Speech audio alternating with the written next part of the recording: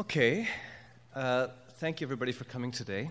I'd like to say a special thank you to the Goethe Institute in Ireland who made this event happen and has been a key partner with us on a number of projects.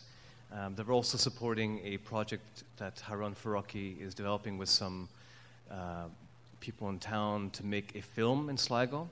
And there was just a workshop, or a sort of mini workshop previous to this discussion today between Harun and this crew. And at some stage we'll see the fruits of this film, and we hope to show it here in the model at some stage. But I also, of course, want to acknowledge our funders, the Arts Council and the Sligo local authorities. And before I speak to Harun Farocki and introduce Dietrich Dietrichson, who's going to speak with Harun today, I also just want to say a big thank you to the team here at the model. There's an amazing installation upstairs. There are 4 different projects in 4 different galleries, and it was an intense 3 weeks of laborious work. We had some people come in and do some intense painting. There was quite a bit of detail to be done around of course, the AV equipment and so on. Harun's work is rigorous, and it's exact, and they're fantastic manuals. Thank you for the manuals to make that happen. But we're very happy with the installation, and it was a great relief when Harun came in over yesterday and just asked for 3 speakers to be adjusted in all the different spaces. So that was, I think that's a real, it really indicates how well the team put together these installations. So thank you to everybody on the team. So I won't go on, I won't talk about the exhibition now because I think that it'll speak for itself. There are 4, as I mentioned, different installations of serious games.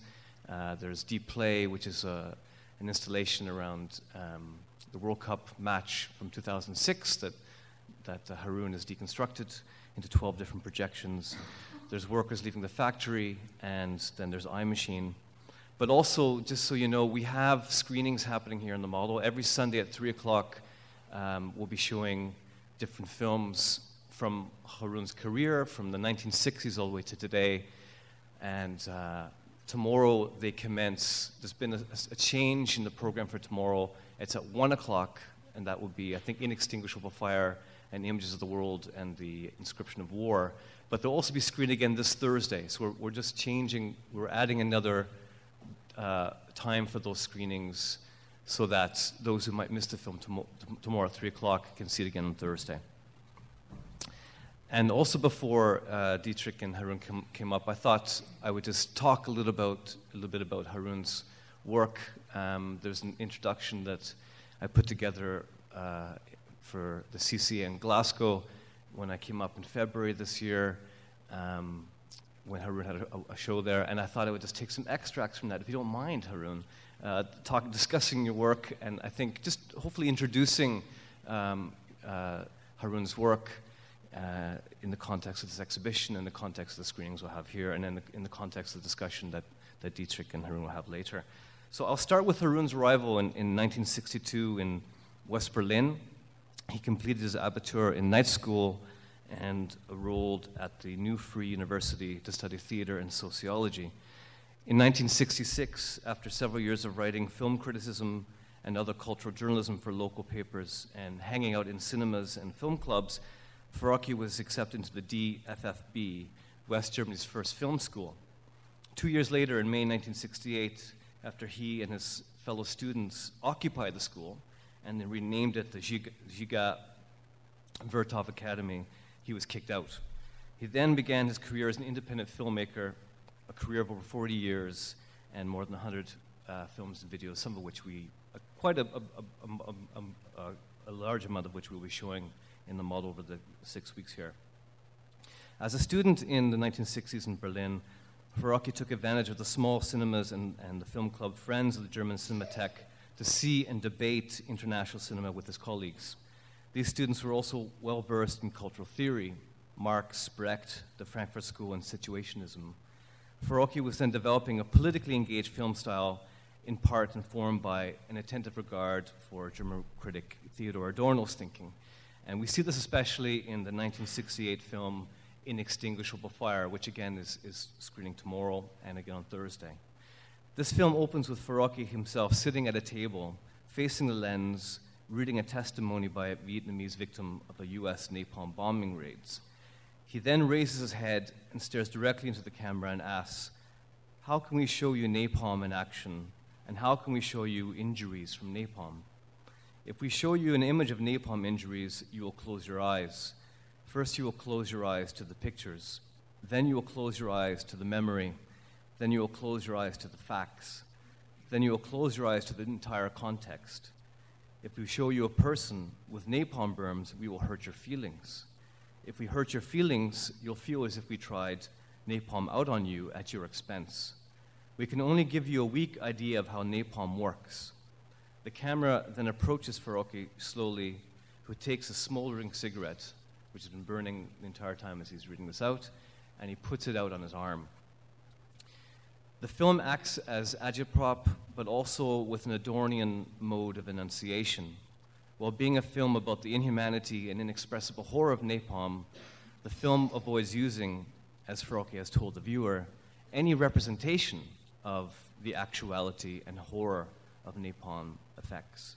We're immediately aware of the message without any depiction of the other's suffering, which could instead transpose into something pornographic or kitschy.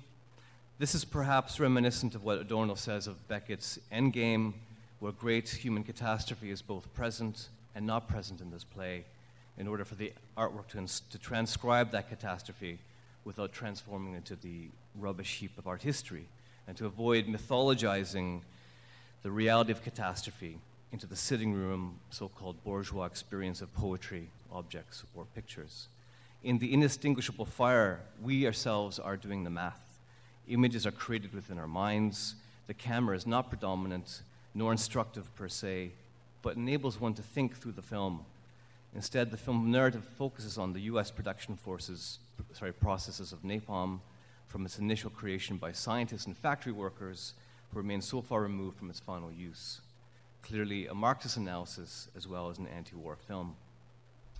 Tremendously prolific, Farocki has made films through all the decades since his student days until today, from these agitprop poetics to instructional film mimicry, to film essays, to author films, to installations, all in his words made against the cinema and against TV.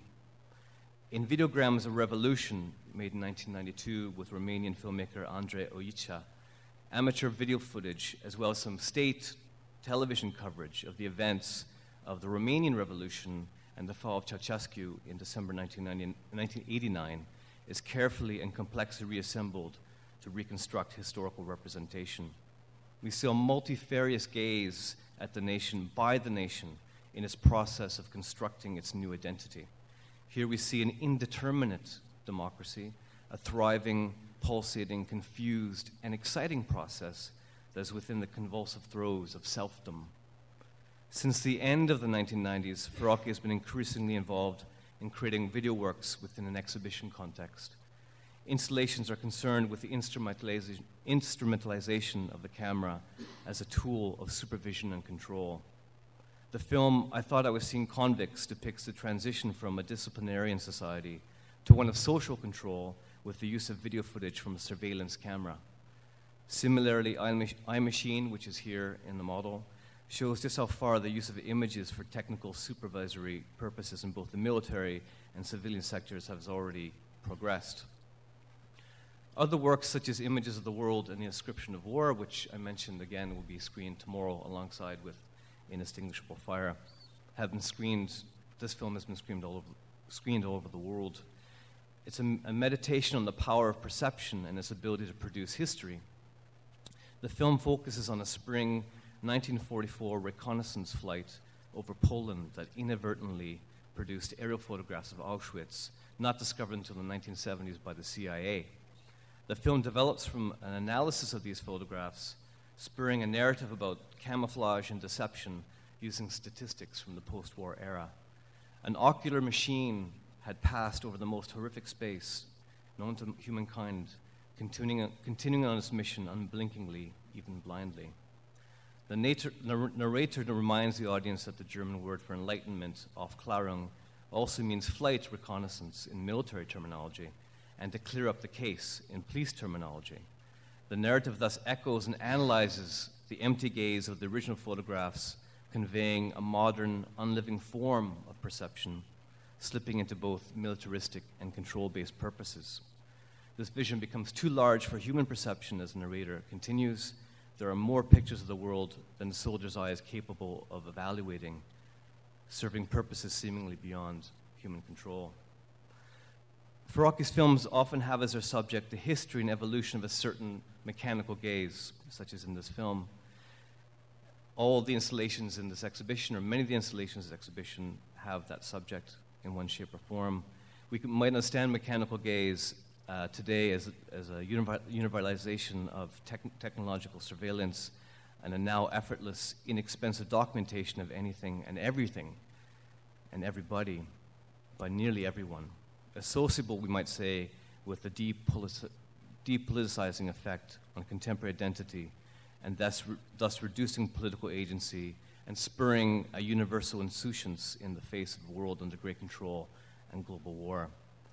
However, it's not all doom and gloom. While testing and depicting this mechanical gaze, Farocki's films urge us to see the world differently. Their images infect our minds like a virus. We see the stage setting of every social condition about us. We see the enforced and repeated rules and codes of behavior reflected in architecture, film, the control of crowds, administrative apparatuses. As an artist, Farocki is, in the words of Thomas Alcazar, willing to name the forces that hollow out democracy from within, the commodification of public spaces, the creation of simulated worlds. But more than this, he takes on the eye of these mechanical gazes and makes us look through that lens, often at ourselves. One can here associate the advent of Facebook and its built-in means of surveillance and self-surveillance, where spaces of public and private are blurred, and this is also friendly modern. Moreover, mechanical gaze becomes closer to a Berkeleyan concept of a gaze of God in its empty appearance, inescapability, and omnipresence, as we see in, for example, Samuel Beckett's film in 1961, where Beckett turns the lens of the camera on Buster Keaton, and the lens becomes very, very self-reflexive, and it becomes something that Buster Keaton is trying to escape. But today, instead, this gaze is something that is permitted and accepted. It does not bring the fear that Buster Keaton would have had in this film. It's just there. A work that unpacks this friendly gaze, this friendly modern gaze, is the work Deep Play that I mentioned earlier, made in 2007. This work displays a global spectacle of the 2006 World Cup final between France and Italy in a 12-channel video installation, and we'll all go see this together after the talk today. Each projected image depicts a visual permutation on the match, from several projections of the match itself, from different perspectives, to control room imagery, to the analyses of expert and surveillance systems, to video animated mimesis of the match. Farocki surely chose the emotionally charged and most broadcast televised spectacle with an agenda in mind. With the World Cup, each nation's team performs a jerseyed, athleticized version of its own country's identity and conventions, with a theater associable with that of the traditional clash of nations at war. Spectatorship is paramount with international sports events, and the digital tracking and tracing of the game in Deep Play is reminiscent of war technologies. What Deep Play illustrates in this friendly World Cup imagery, combined with technological manipulation analysis, is a normalization of the experience and omnipresence of this mechanical gaze. That is, in Deep Play, the tedium with which computer analysts do their digital manipulations, the factness of the universalism of the experience of this World Cup match, the spectacle, and the techno-aesthetic fusion of the spectacle with this mechanical gaze are all shown plainly without much fuss in these 12 projections. This normalization is both the grand distribution of this mechanical gaze and a worldwide acquiescence to the fact of this gaze, so that, in fact, there is no longer much suspicion of it. It is, in fact, to be enjoyed by everyone. It is as if it was never perturbing in the first place. One might here say that the healthy, modernist, paranoid mind of decades past, such as, again, Buster Keaton, as he's depicted in Beckett's film, has shifted to distraction and docile fascination. Perhaps it was always that way with cinema and television. But deep play in the unassuming presentation of these 12 projections, almost as a ready-made, of course, one that you put a lot of work into, of course, is itself neurotic in its normalcy, and the work, therefore, speaks for itself. This work and all of Farocki's work, well, I feel, and I'm sure that Harun may speak to this in some capacity today, but these works are, I think, an illustration of and a suspicious illustration of this mechanical gaze with this complexity and sociological suturing into the world's cultural fabric and self-perception. But I think today Farocki remains a political artist dismayed by the thingnesses of his material, the world around us, and deep play, like his first film that we mentioned earlier, Inextinguishable Fire, remains a cry of outrage. To introduce our speakers today, Dietrich Dietrichson is professor for theory, practice, and communication of contemporary art at the Academy of Fine Art in Vienna. He has also lectured at numerous European and American universities, such as Merz Academy in Stuttgart and the Art Center College of Design in Los Angeles. He began his career with music journalism. In the 1970s and 1980s, Dietrichson edited German magazines Sounds, devoted to new styles in music. Between 1985 and 2000, he was editor of the pop culture magazine Spex. At the same time, he contributed to many other periodicals, Frankfurter Rundschau, Die Zeit, and Jungle World. He had published under the pseudonym Stefan Svoboda. He's written about punk rock, post-punk, German new wave, and also about jazz, classical, and popular music, and has been referred to as the Pope of Pop.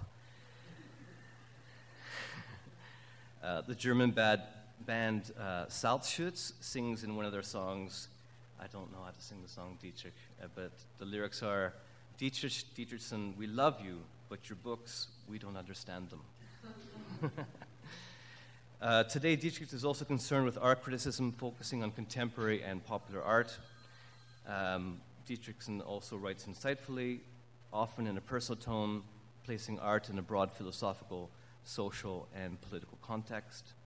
In his book on the surplus value in art, he reflects on the value crisis in art and the rapid devaluation of music.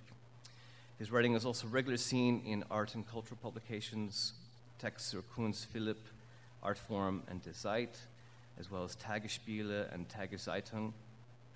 And there are a number of publications I can list off, but I think due to time, I won't list them all off, but among them would be Das Leben nach Rock'n'Roll, Freiheit macht arm, Das Leben nach Rock'n'Roll, which I think is Freedom Makes Poverty, Life After Rock and Roll, and Argument Son and Personas on Loop, and a contribution in 2008 to a book on Jeffrey Farmer, who's here in the audience today.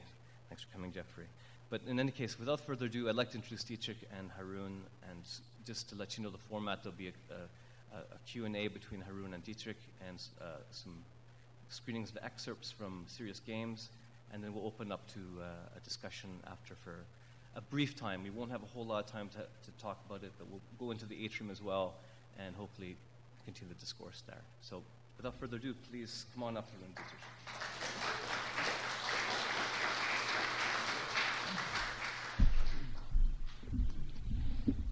Yeah, thank you for this kind introduction. And maybe we should start first with some examples. Or? Yeah.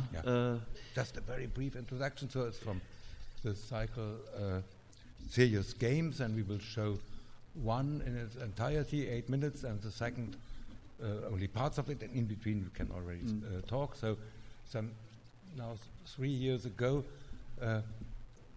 my collaborator Matthias sent me a news clip in which we learned that in America the army and also other departments, other military segments have started to do therapeutic sessions with digital images, digital landscapes. The idea is to recreate the trauma, the scene which has caused the trauma, and then to talk about it in a therapeutical session. And because we knew already from previous research that the army often uses digital images to prepare for the war theater, to use it as a device for training, I thought immediately that would be an ideal project, because without many words, just to this opposition of these two different uses and the similarity of the approach would already create an interesting montage. So I will first now play you, if I succeed, with this unfamiliar Mac. I will show you the first piece, which is called What is Down. Sorry? Sorry?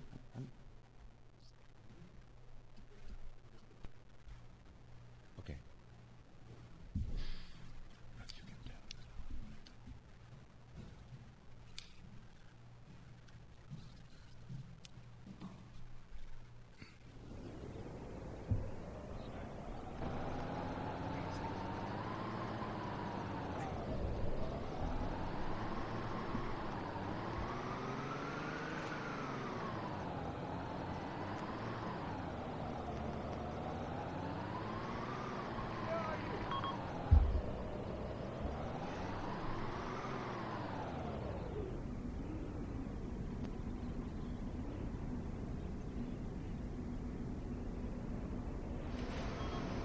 Looks like it might just be a glitch. You stop? Yeah, it's just yes, we did. Yeah, we'll call that shit We thought there was something in the middle of the road, and it's just a glitch.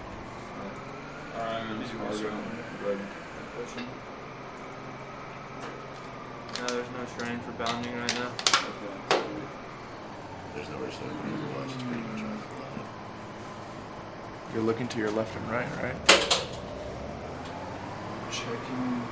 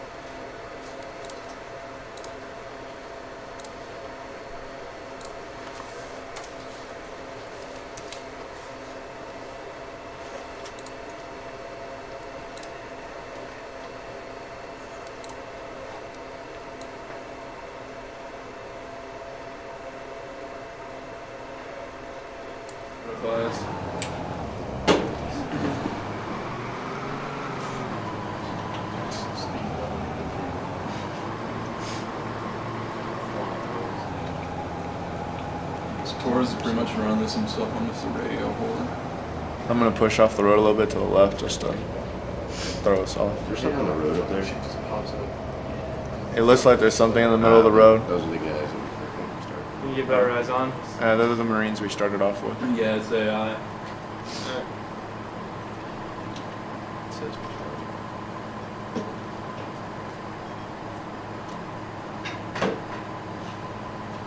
After I pass up the Marines, I'm gonna get back on the road. Alright. They're gonna set up an ambush on us. You got hills to your left. That'd be left. About 300 meters. I got what to my left? Just from hills. Alright. Hey, there's a finger ahead of us. When we get up to it, I'm gonna have me and myself and Bravo push up, provide overwatch. Attach the entire 6 meters. Looks like an ID, dude. 586. You may not delete other players. Yeah, I don't know what that said. Whoa. The game Hold ended up, on we got a glitch.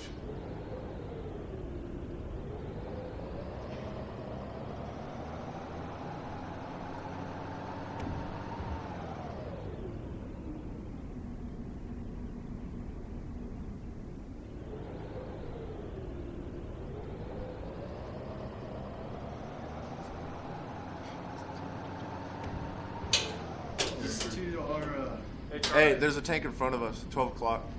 Where? You see him, Mackie? 12 o'clock to the he's over vehicle. there. He just Like the went behind vehicle. Look at the vehicle. Where? He's over there. Hey, Charlie, sweep around to my left and we're going to envelop him. Alright. Try to hit from the side. Reloading. Hey, they took out the tank. Air did. Yeah. No, they should have took out the first one. Good. Castillo, roll over to, I didn't have roll any over clue to where they air. were. What is that? 15 Charlie? You couldn't have just said, hey, they're on that hill. Hey, yeah, there's what's some hills around. 15 Charlie. Charlie.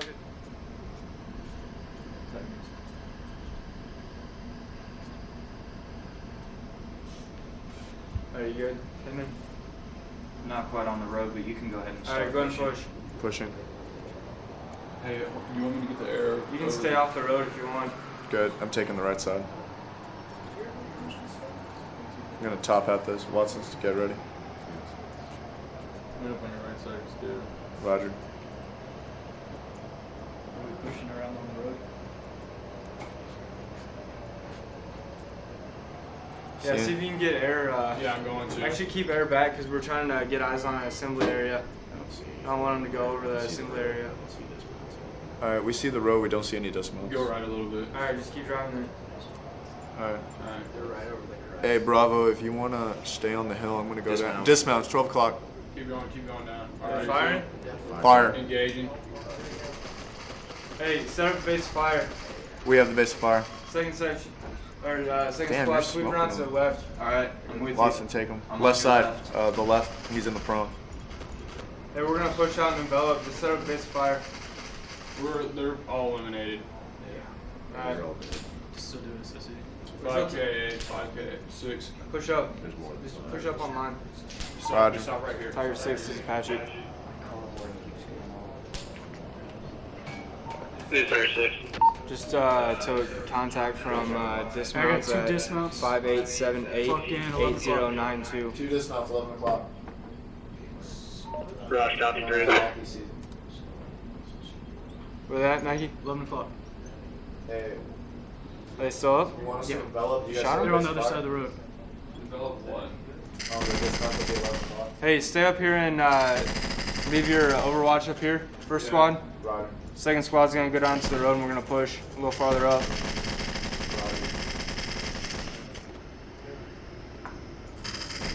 Copy that, Charlie? Yeah.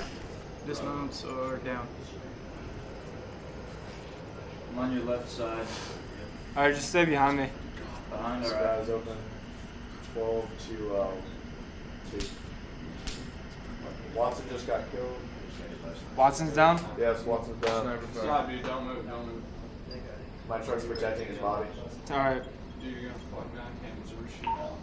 Tiger 6 is at 5880 8092.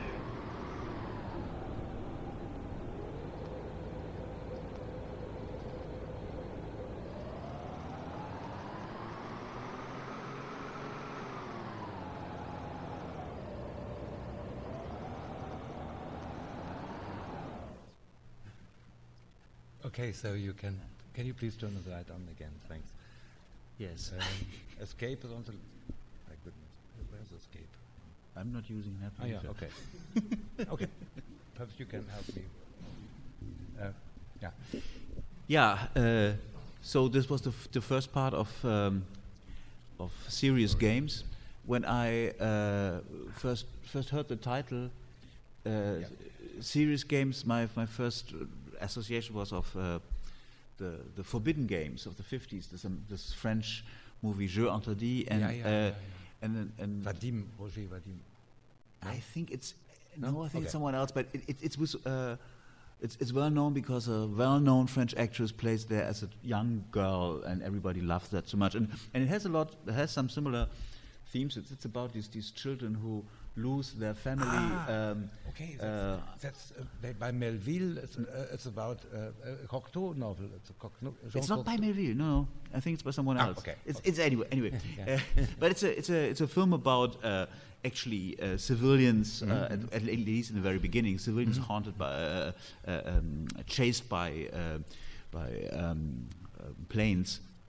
and then the parents get killed, and it is it has a landscape, and it has moving images in the landscape, moving vehicles in the landscape. They get shot at, and so it's kind of a similar but also very different scenario. There's also a road in the middle, and the road is this kind of thing on which everything is concentrated, and it's also about how you can how it is possible to hide yourself in such a landscape, although it's France and not Afghanistan is here, and it's also about the transition from the road with its marks and the kind of chaotic, undescribed landscape around it, and something which is the big difference, I think, is that the whole film is about how you are not in charge, how you're not sovereign in relation to your fate, in relation to the world around you, whereas this is obviously giving a landscape which is in reality, or will be in reality, dangerous for those boys who are going to go there, but it is rendered as somehow something that you can actively and intentionally control. And so first, the landscape itself reminds one of American movies, of road movies, where there's one long road, David Lynch, Lost Highway.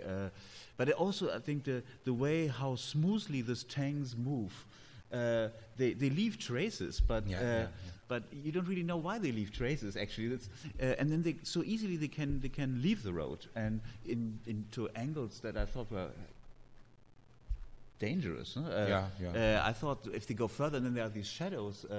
I thought, how do they know that there's not some kind of cliff behind them? And no, they can continue.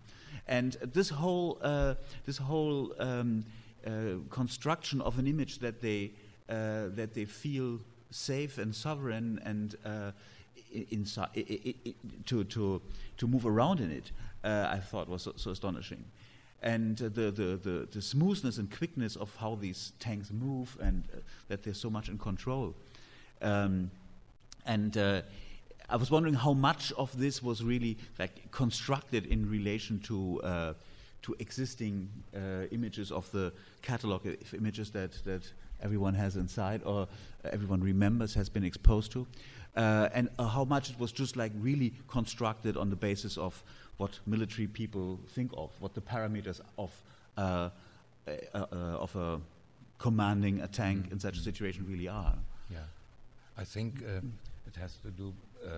The military would say they have to learn how to maneuver here. There are 3 tanks. There are always a formation of 3. Not tanks, armored vehicles, Humvees, the stuff pimps would drive in Los Angeles, and you see that it's although they're it's a very asymmetric war, the dismounts have nothing to hide and so on. On the other hand, sometimes there can be snipers. That's IEDs and snipers are the only danger for them. IEDs are these improvised explosive devices. Okay. Yeah, okay. So this term, there will be soon a television series called IED or so. Yeah, it has become a very common word in the US now. So of course there is this kind of symbolical mastery, which is probably not only related to the kind of landscape, but in general, just that you have a landscape which, on the one hand, is based on real data. Those are the real data of Afghanistan, of a certain part of Afghanistan. The fingers or the hills are really there, and the steepness is correct and everything. And on the other hand, you have this kind of idealization and simplification of the landscape, of course. And I think that those other issues have just to do with the state of development, that they don't really know how to. So the dust which is dispersed by the wheels is also always the same. There's a difference between if they are driving over the street or over the open field, but on the open field it's always the same amount, and so therefore they have not just found the software with which they can show the imprints of the wheels also. Yeah. But also, it's kind of a different relation to image themselves when they are presented as based on more or less sophisticated standards, but based on standards. Yes, so visually, what you actually consume is always a certain degree of refinement of that standardization, but it will never break with the principle of standardization, and that seems to be some kind of relation vis-à-vis the world, which is composed of elements that can be calculated, computated, which is, I think, an interesting thing is that how much this kind of image, which is obviously has instrumental and mechanical, pragmatical reasons why the military can use it, but how much it becomes a kind of standard representation of the world, and how much this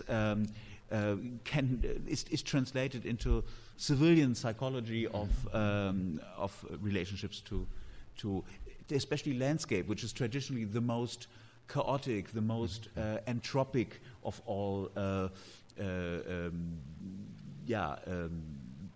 relations to the world. No? Robert Smithson was for people like Robert Smithson, when they were researching something that was outside of the shaped standardized world, it was dust, or it was things like that. Yeah, on the one hand, but on the other hand, of course, the depicted landscape in art history has also its standards, of course. But I think that is the decisive aspect, that because you can navigate in them, and perhaps that is already the first approach to an explanation. If you can navigate in an artificial landscape, this gives you so much mastery that you can overlook the lack of detail, and they are endlessly striving to come up to reach the standard of a cinematographical representation. They know they don't have it yet, but they're endlessly striving to get there. And probably this also represents power, because it has this high technological level. Just doesn't matter what they are depicting and how the landscape looks. Just the technical means do it. As a photographic image says, it is really true, and the form of depiction is also adequate to the technological advancedness of the plane, tank, or whatever. Therefore, they also claim adequacy to depict the world. And I would also say that this war will be remembered in these kinds of images, more or less. Yeah. So perhaps should we start playing the second? Or two points before we do that. But then, because maybe just a continuation of this landscape thing is. One theory of landscape painting is very much about the idea that the landscape painter, different from, like, say, the portrait painter, always has to be very precise and specific and convincing with details on one hand. On the other hand, in order to produce effects of immersion, effects of wanting to be inside, you also always need the other side. You need shadows, you need parts that you cannot look into, where you have the feeling you can only relate to them once you would be inside. But in order to produce this effect, the painter, in a way, has to undo the ability to be precise in several elements, in several parts of the landscape, making them dark and shadowed and so on. And this relation of these two elements, of these two different directions of the process of landscape painting, is completely erased here. Even the shadow is not a shadow. That's this lack of omission, that no off space in this sense. Also, that's true. If you increase the degree of perfection. Yes, perfection and refinement, you still would not have that element. It is not. It's just not. Not part of it. Yeah. I was also thinking that, I mean, in the classical relation, also in a lot of your films in the past, the critique of the relationship between the entertainment use of images, the entertainment industry use of movies, and the political critique was always was building up this kind of twofold criticism. On one hand, entertainment images, Hollywood cultural industrial images were supposed to make you passive. They were supposed to sedate you, and on the other hand, the same cameras were used for surveillance. So, but in both constructions, in both dispositives, if you want, the kind of cameras were like the threatening guns. They were making you passive, or the screens were making you passive, and the cameras were taking care that you stayed passive, were controlling the same element. Whereas here, it seems to be that those images are increasing the participation, increasing the activity of those involved, and taking away some kind of stress or sedation. They make them kind of happy and or aware and awake. And on the other hand, while doing that, they are instructing them, and they are up to a degree of conditioning them. And this seems to be completely different, but a different and a new model of subjectivation through images. But it's a strange kind of activity they can entertain. But that has to do with the military protocol, of course, where everybody's function is very limited. And about omissions and off space, so more or less that's a direct cinema film, although there are some interventions. No, it is direct cinema. I just took some minutes out of a lesson. I just condensed one of these lessons which take place every day on the military grounds or so. And then just to explain how it works, that they have a repertory of enemies or IEDs which they can insert. Just then I intervene a little bit as if one would. There are only 2 titles in this entire work. So that's a direct cinema film. And then when the most decisive thing happened, that Watson got shot, Ingo had just panned, my cameraman had just panned to the next tank. And first I thought, no, we can't use it also. And later I found out that it's quite good that we don't just read this reaction in this plain way, and that we first hear about Watson got killed in this very stone-faced way and so on. And then we luckily, when we pan back, Watson is not totally comfortable about it. So in this sense, just to explain that these principles also work, of course, in such a work also, that you, if you so weigh it in this way, here you have one image showing what is on the computer, and the other image, the guys looking at their computers and doing the steering and commanding work, and then you see all of it, and it can become quite boring. but it's indicating the fact that the time has progressed further than we see is the change of the landscape. We all of a sudden we are closer in the mountain, inside the mountains, and we have left the plains. Maybe we should see the second part. Please, not yet, because I have to.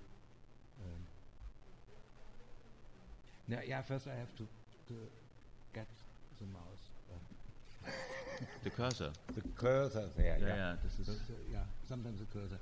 It must be on number 2. No, number 3. But let me first. But how can I make it smaller that I can use this? No. What would you like? I must have. There's this timeline here on which I can forward.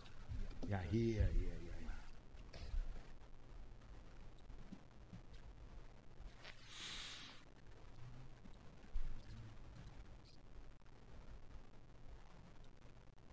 Okay, we can start here. It was F. Yeah. Okay. Out the distance. Start. So we started speeding up, trying to get to safety. Wanted to shoot back, but didn't see anything to shoot at. Very helpless feeling, not knowing what to do. It was right then that we got hit by an IED on the right. Oh. I looked down to see how my buddy was hit. Didn't know if he was alive or dead. We started to speed up, try and get out of there. Then all hell broke loose up front. Looked like someone was shooting at us from that bridge. It was an ambush. They were waiting for us.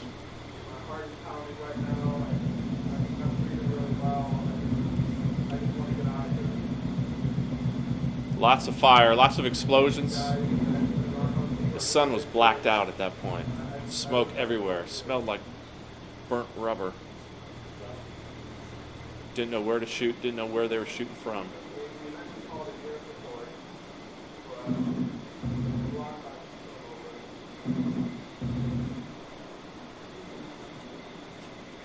It was so surreal.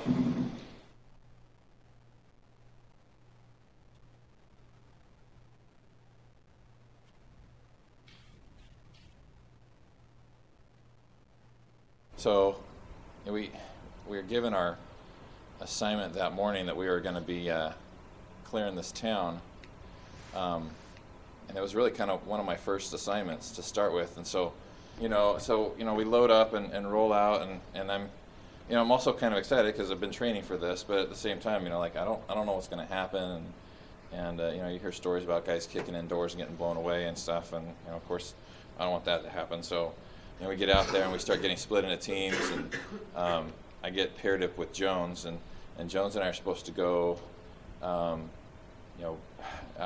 the city, and there's like posters and propaganda and shit everywhere, just up on the walls and stuff, and not really a big deal. I mean, now I know it was a big deal because you stay with it. Tell me what's happening now. Okay. You and Jones are so the city. We're going out and I'm hearing these other units kicking in doors and going in, and but nothing's really happening. So give me a rating now, 0 to 100. 60. How are you doing? Great. Tell me what's happening now. So nobody's on the street and everything's just fine. And so Jones is finally saying, look, this will go faster if we split up, and you go take that side of the street, and I'll take this side of the street, and so and we're not supposed to do that. You're supposed to stay with your What are you thinking when you're saying split up? Well, I'm thinking he's been out here longer than I, and things you learn in training sometimes that don't really apply when you're deployed. But I'm like thinking, fine, I guess, but I'm a little nervous. But again, it doesn't look like there's any problems. They haven't really had any resistance or anything. So I'm like, fine. Plus he kind of outranked me. I'm just PFC. And so I'm like, fine. So he goes to the other side of the street, and which is actually like over here. And then, so I'm over. Whoa. Anyway, this is moving around. Okay, you want to look straight ahead, and I'll set it back for you. Okay. Okay. So, I actually go to this one area that's hard to get to right now, but.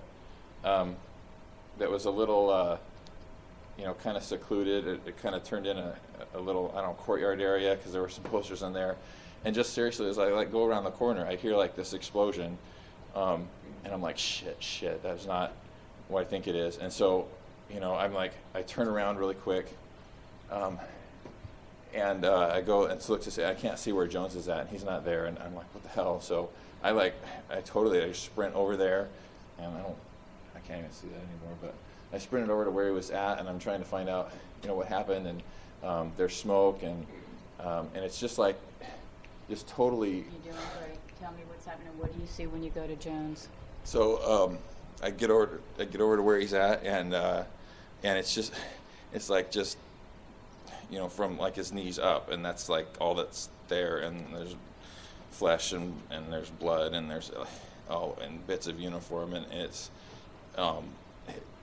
it was him, and I'm like, shit. So at that point I'm just like freaking out. I'm like, thinking I'm gonna die, that this was not a good idea. Why in the hell are we out here doing this? And then I start hearing some gunfire down the street, and so I'm like, hell, what am I gonna do? So I find some place and I just duck and I get behind there and I just kind of curl up into a ball and I'm covering my head and everything, and I'm just seriously like, I'm freaking out, and so there's more gunfire and it's coming closer, and I'm like, this is it. This is seriously it. I've only been here for 3 weeks and I'm seriously going to be like paced like Jones. And I couldn't even look at him because I was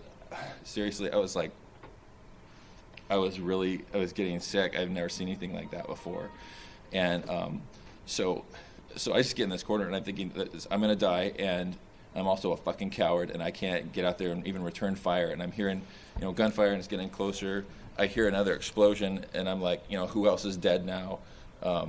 And that's it. I'm just there and freaking out, and I can't see anybody else from my unit other than Jones's legs, and I'm just stuck there. And I'm like, why the hell is this worth tearing down posters for? And when do you see someone again? It was a long. I don't. Can we stop? Yeah, you're doing a great job. We need to stay with it. How long are you there before you see someone? Do I have to be here that long? Yeah. Tell me how long you're there before you see someone. You're doing a great job, Kevin. This is what we need to do. I don't know, but it felt like forever. Like there were. And who do you see? Sergeant comes and they come in at Stryker and drop the ramp, and I'm like, that doesn't make sense either because I'm still hearing fire going on, but I'm like, whatever. Do they know you're there? Well, they knew I was supposed to be in the area. They didn't know where I was, and like they saw Jones first, and I heard they're all swearing and shit too, and somebody gets assigned to clean him up. And you're doing great. Give me a rating now, 0 to 100. 85, 90. Great. You're doing great. Stay with it. So tell me what happens when he sees you. I don't want to do this anymore. I know. Why don't you stay in it and tell me you're doing a great job. This is what we need to do. Tell me what happens when he sees you. People get worse doing this. No, you're doing great. Tell me what happens when he sees you. Well, I mean, he finally sees me and he starts yelling at me. He's like, "What the fuck are you doing?" And I tell him I'm gonna puke, and I remember saying that. I told him I was gonna puke, and I don't remember. He said something like, "Well, don't do it on me," or something like that, and I was like, "Well, that was pretty cold," and I was like, "Why can't we get out of here? Why are we yelling, and why are we being like that?" Are you getting sick? Are you puking there? Like right now? No, there when you're there. I didn't actually puke, but yeah, I felt like I was going to. I really did, and I was like, I'm kind of feeling it now, actually. Okay, you're doing great. Tell me what's happening now.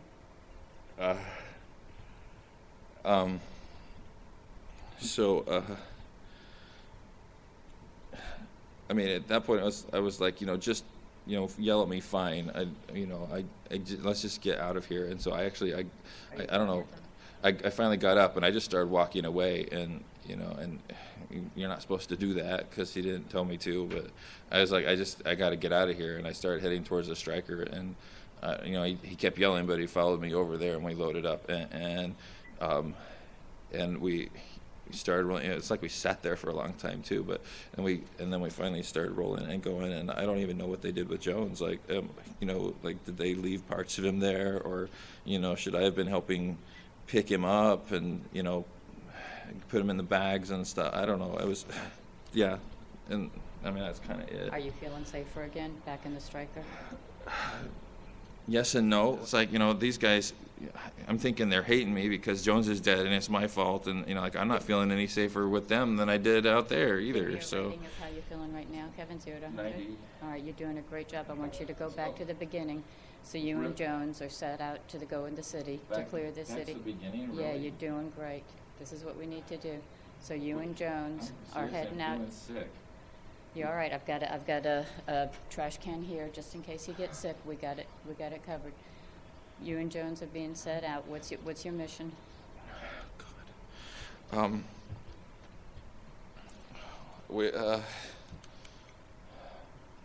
Okay, so like the very beginning, like before we went. Yeah, well, y'all are being sent out. You're in the city. I can do this again. You're doing a great job. Okay. God. Okay. So so our mission is to go clear this town, and I hadn't been out very long, and I don't know what regular missions are like, and I didn't, it felt like that was going to be a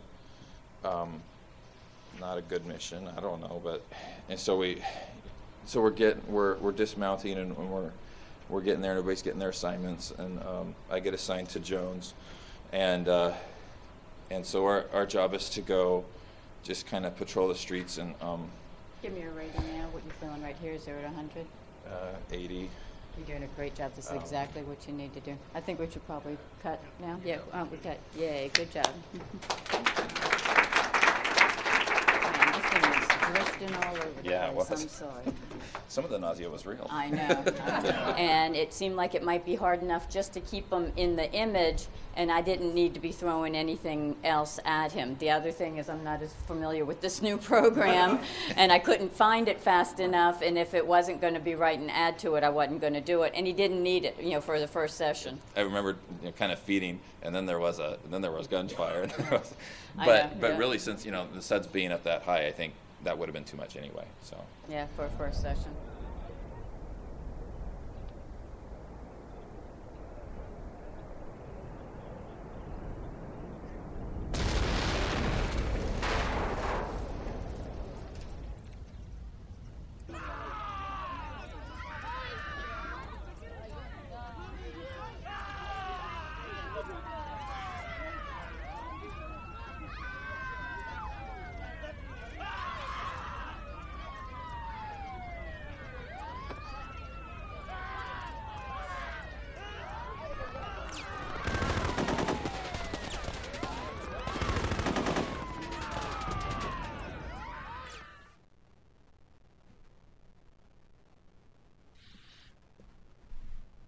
So, Dietrich, when you saw it the first time, were you aware that it's a role game? No. I actually, when you see the moment when he takes off the equipment, that he changes the personality, that's obvious. But still, I didn't know about this kind of strange training that goes on there. That a therapeutic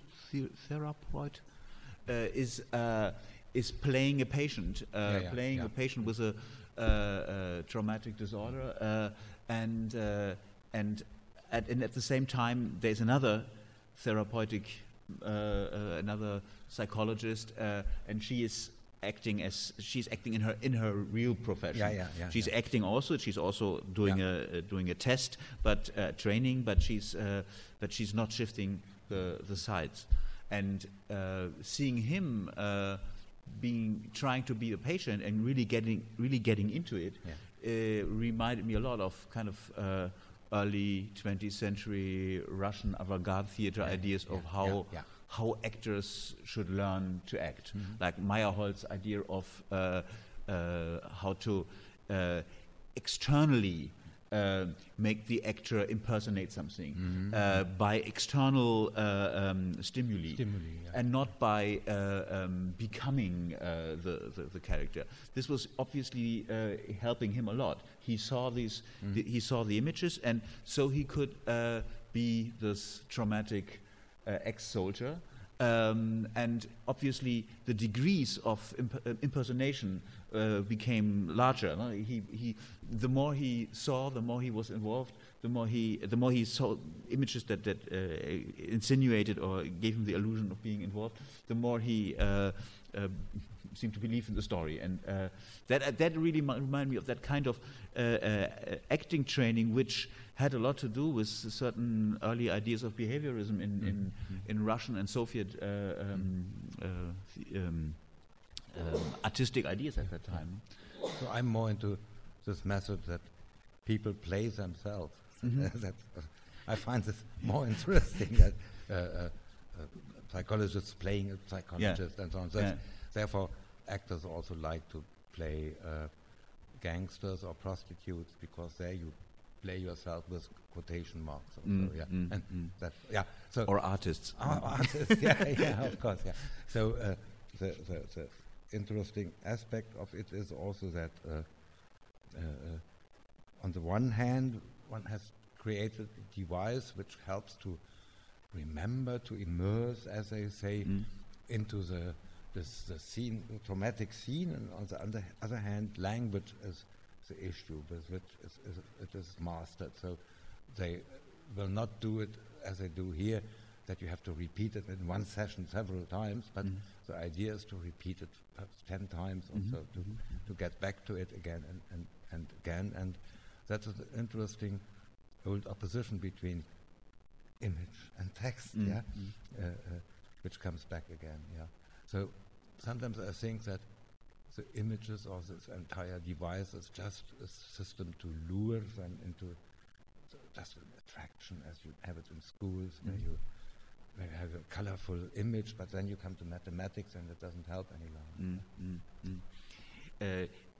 On the other hand, the female psychologist, she seemed to do the opposite of him. She didn't really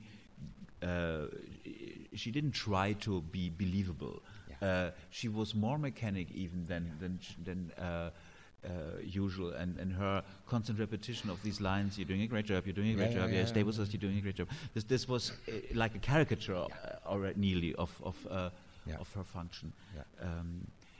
And she had no devices. She fell back into this reality distance, to the distance between role and reality. I mean, in general, I think this what among there are several connections between the two clips that we've seen, or the two excerpts, but obviously the one about feeling into a situation, immersing into a situation, feeling into it, identifying, seems to be the one thing, one commonality. And but if we translate that to categories of classical cinema or classical art production, on one hand, the same technology is used to produce an actor, on the other hand, it's used to produce an audience. But they're both using the same identification techniques. But the interesting thing is that a death which was verbal and is imagined is, of course, far stronger than one which is depicted on such an open scene as in the first part, by a sniper with pick, and he's dead also.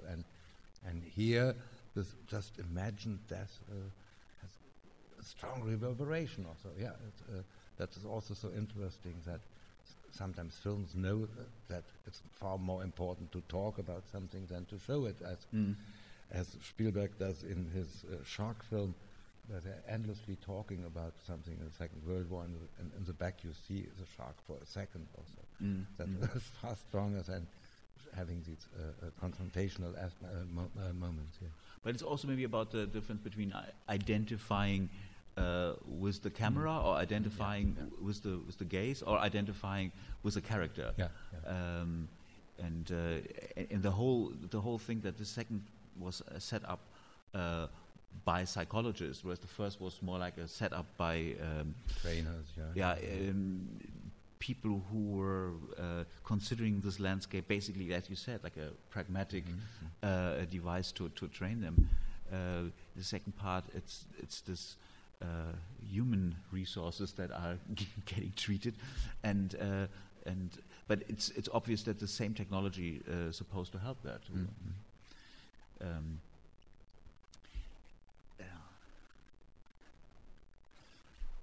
Because you talk about acting also, so Brecht has this idea that one should play with masks, and these head-mounted displays therefore please me so much because they look like masks. And then, on the other hand, because cinema has so often, especially Hitchcock, finally shown the scene which was the cause of the trauma, as in Marnie, and here you always see the scene as if what we could look into the head of the person, or this nearly mechanistic idea that we could plug into the brain of another person and see a person's imagination. Also, that's nearly metaphorical primitivism.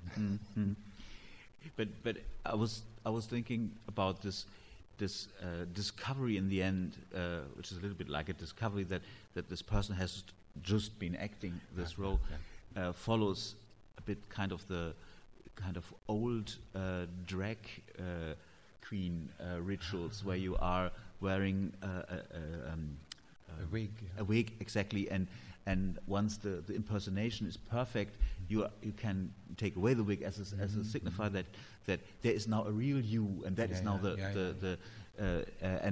and of course this only works if the impersonator is a trainer. Since the other guy who really has lost drones in the battle will not be able to come to some kind of real personality after he takes away these devices. And but it's such a dramatic scene. This is kind of referring to like a mask or like a wig. But then on the other hand, all about the construction of authenticity via highly artificial means, highly manipulative and conditioning technology used to construct this kind of obviously unreachable authenticity in order to have something material that the psychologist can rely upon, that he can or she can treat. Yeah, so because in the mid-'80s I discovered these role games which are played out in many fields, and I even made one film made entirely about out of role games, and I always liked this playing with quotation marks, so some people that don't have costumes on, there's no makeup, they sit simply at a table, there are no props, and then they play a certain role. Here they had some props like this electronic gun with which he can really fire if it's needed. Also, he can also interact with his gun. And this, I always realized that the instructors sometimes were far too good actors. They loved so much playing the role, as we know it from teachers. Sometimes they are so good in telling a joke that you don't understand the lesson any longer, because every year they're getting better and better. And in this case, he also loved to be a role player, and of course he has to be good because he is a salesperson also. Yeah. So there's a group of civil psychologists from different institutions, and they have sold it to the army, and now they want to get the job to do the supervision, and therefore they have to convince the employed army therapeutic forces what to do about it and how to handle it. And I always think that it can be quite difficult to find out what will you do when the patient says, I was sitting on a tree when a crocodile passed by, and so on, and that is a trauma, so they will not have it in their repertory. They have only very few scenarios, and then they have to adjust them also. And this process of adjusting was never adjusted there. They took it for granted that you will find an equivalent to your story. Also, I was wondering what the daily life of those people was. Was this for the psychologists or therapists or trainers? Were they kind of doing that all the time? Was this their job place where they went from 9 to 5, or were there special seminars where they go for training? For 3 days, Okay. A special seminar for 3 days in which the civil people, which come partially from this Institute for Advanced Technology in San Diego, the famous one, where also the film director Jan Milius is working now. That's a private and a state joint venture, and they are developing such things. And then they had some 30 or 40 military psychologists. You saw one of them, with chewing gum, in his camouflage fatigues, and they learn how to use the system, which I think if you see the entire piece is a bit clearer. I should have explained it a bit more. But what did she referring to, that there's a new software that she doesn't understand, or the software has of what? changed. The software of this system. Okay. So while she is talking to the patient, and he says, "I was so terrified," then she can press a button, and then there could be an explosion on the street, or she could add effects also. So that's what is done here, and she didn't find the buttons as I don't to add some explosions. And when he says there was gunfire, she could fire also.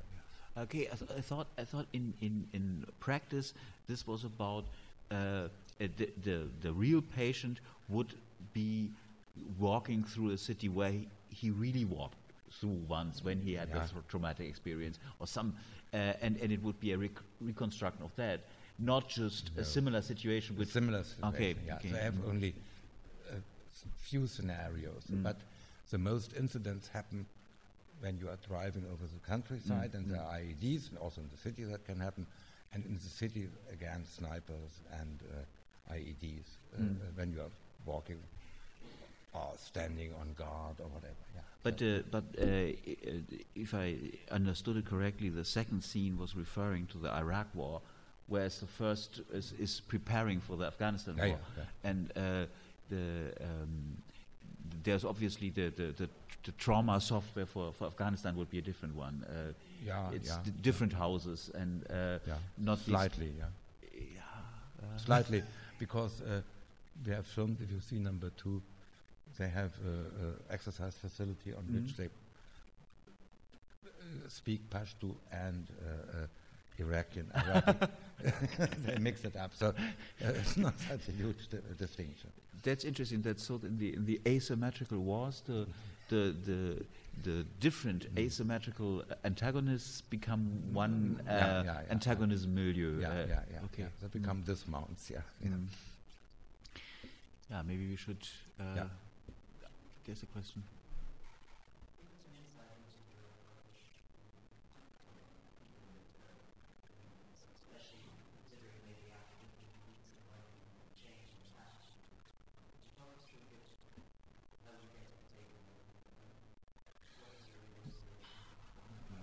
Not very interesting. So I'm sorry. I'm sorry. It's not an interesting process because those are things which are not hidden. They want to promote them, meaning there were many clips in 1 minute or 2 minutes or 5 minutes in CNN or all the big national broadcasts. Pardon? So then we asked, could we get a seminar in which some role playing goes on, because we don't want to film real patients, of course. And although that all seems very clear, it took some 6 months, but that's a boring story. It has more to do with bureaucracy and the inability. Yeah.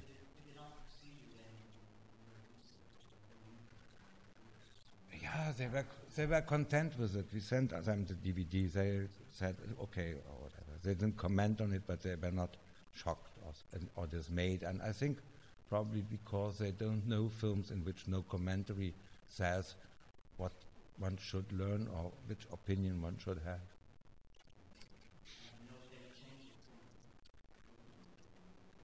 I'm sorry, I'm not going steadily to military devices. I don't know if there are changes. I'm sorry, I really don't know. And I think WikiLeaks has nothing to do with the stuff. Maybe. I don't know. There's a question.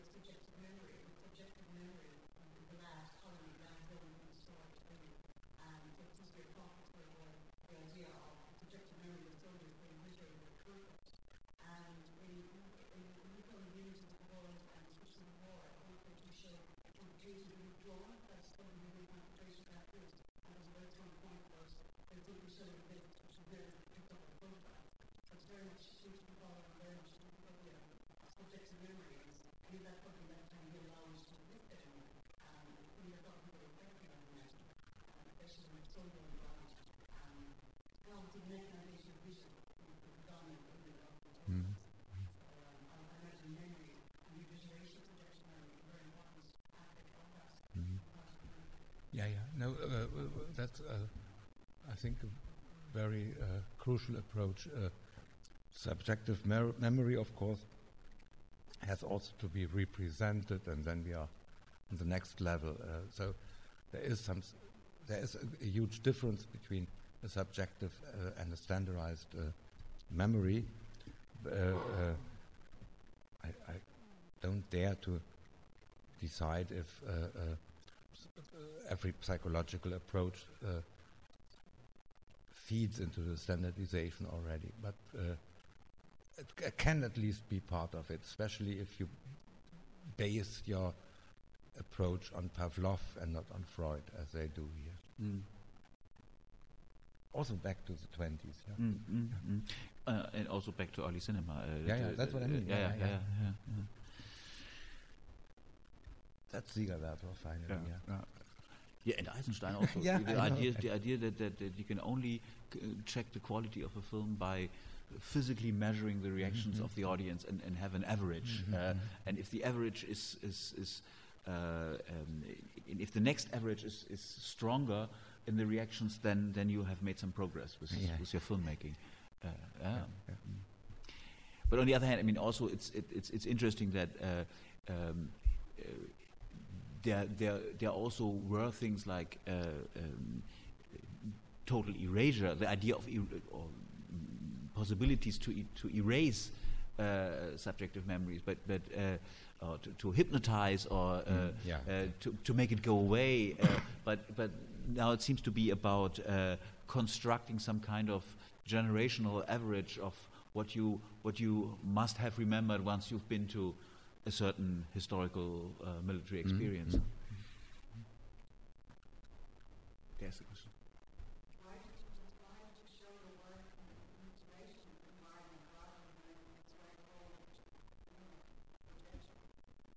No. In this case, both is possible. You can show all four of them one after the other, but if you show them, as you will see, at the same time, or not at the same time, but in one space, you see a different kind of cross-reference montage.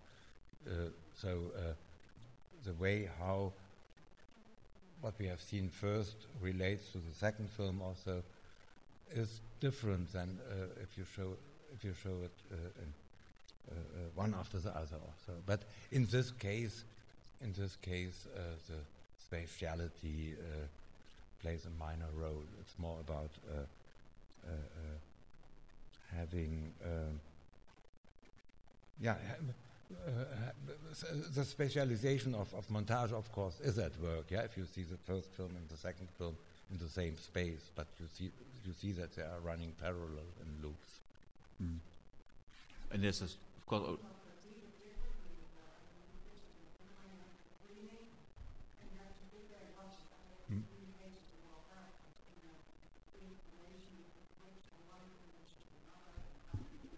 Yeah, that's not my intention, as one sees.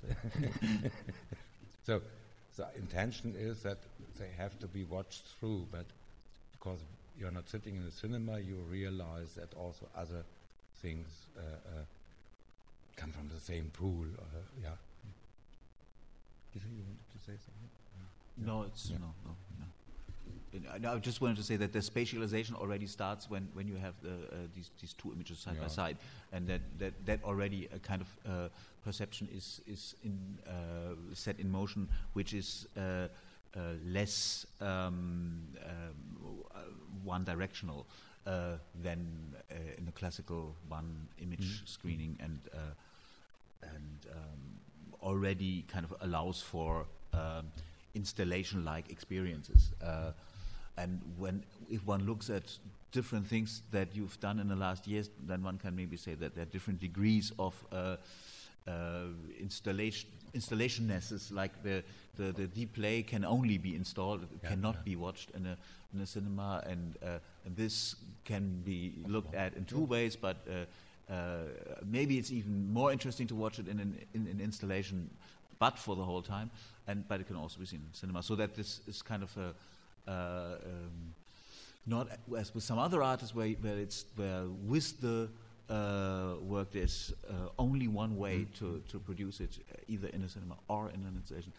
I think there are degrees. Huh? Yeah. Yes.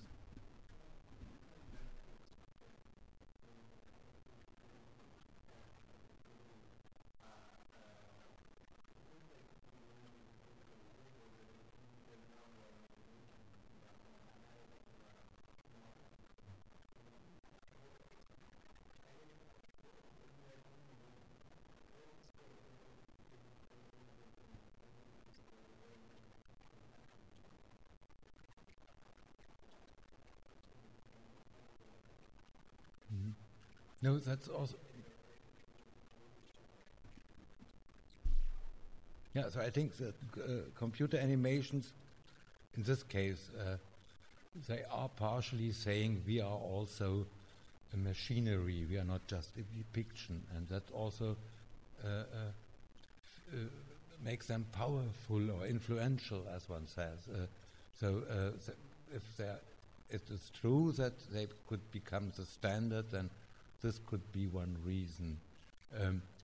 So also if they are not very good in depicting in detail, on the other hand, they are powerful because you can navigate in them, which means you can measure something. You can find out how far you can fire, or if you can hit something from a certain distance, which you can't do with the best Renaissance painting. And also in some Renaissance paintings, this aspect of figures and geometrical precision is at play. Yeah, they also sometimes allude to this fact, and here they do it strongly. Yeah. Sorry. Yeah.